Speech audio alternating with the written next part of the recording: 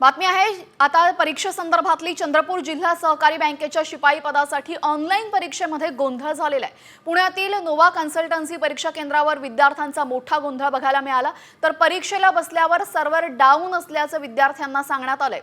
त्यामुळे विद्यार्थी संतप्त झाले आणि संतप्त विद्यार्थ्यांनी परीक्षा केंद्रावर मोठा गोंधळ घातला।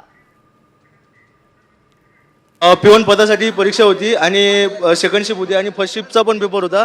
तर बऱ्याच विद्यार्थ्यांचे 30 ते 35 प्रश्न झाले आणि त्याच्यानंतर त्यांनाच स्वतः डिसिजन घेऊन ही परीक्षा रद्द केली आहे असं त्यांना कळवण्यात आलं त्यांच्याकडून।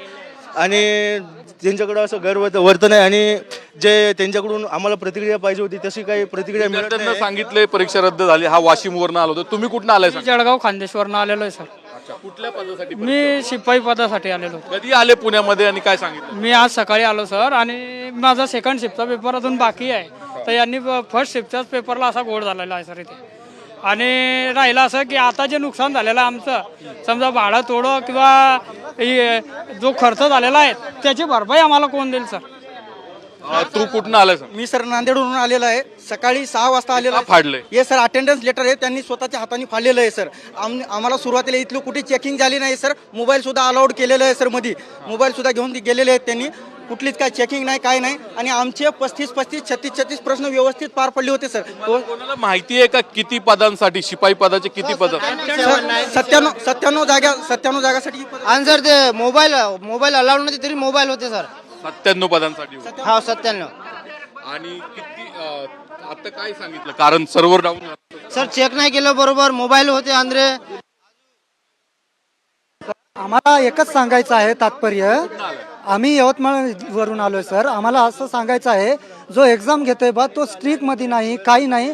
एक्झाम घेतोय त्याचं काहीतरी डिसिप्लिन असतं, इथं डिसिप्लिन नाही। त्यांचं कोणते ऑफिसर नाही, कोणाचे ID नाही, काही नाही। असं जे मेन मालक आहे ते मधात बसलेला आहे आणि दुसरे जे कंपनीचे जे कंडक्ट आहे, जे पेपर घेणारे आहे ते आहे ना, सगळ्यांना बसवलं। आमचे 40 प्रश्न सॉल्व्ह झाले आणि अचानक तुझं शिक्षण काय झालंय? माझं BCom सेकंड इयर झालेलं आहे सर। शिपाई पदासाठी तुझं शिक्षण? माझं पोस्ट ग्रॅज्युएशन चालू आहे। MA history. तू पण शिपाई पदासाठी? शिपाई पद। माझं BA झालेलं सर। मी शिपाई पदासाठी आलेला आहे। माझं पुतल झाला वास्तुगिरी तर घेऊन आलोय मी जलगुणी घेऊन। कुठून आलंय? तुमचं काय शिक्षण? सर मी नांदेडहून आलेलो आहे। शिक्षण सर BA झालं सर फायनल। आपण पाहिलं सर्व ग्रॅज्युएट झालेली किंवा पोस्ट ग्रॅज्युएट असलेली मुलं आणि शिपाई पदासाठी यांनी या परीक्षेसाठी आलेले होते। 97 पदांची फक्त परीक्षा आहे आणि यासाठी आपण पदांसाठी ही परीक्षा होती। आणि आपण पाहू शकतो या ठिकाणी 200-250 विद्यार्थी आहे। राज्यातल्या 40 केंद्रांवरती ही परीक्षा होती। म्हणजे किती मोठ्या संख्येनं, हजारोंच्या संख्येनं शिपाई पदासाठी, जिल्हा बँकेच्या शिपाई पदासाठी या विद्यार्थ्यांनी अर्ज भरले होते। आणि यात एक महत्त्वाची बाब समोर आलेली आहे की ज्या संस्थेला, ज्या कंपनीला हे काम देण्यात आलेलं होतं ती महाराष्ट्राची बाहेरची संस्था आहे, चंद्रपूर जिल्हा बँक आहे। मात्र शिपाई पदासाठीची परीक्षा दिल्लीची, महाराष्ट्राच्या बाहेरची संस्था परीक्षा घेते। कर्मचारी आपण पाहिले सर्व जे होते ते नॉन महाराष्ट्रीयन होते। आधीच टीका होतीये की महाराष्ट्रात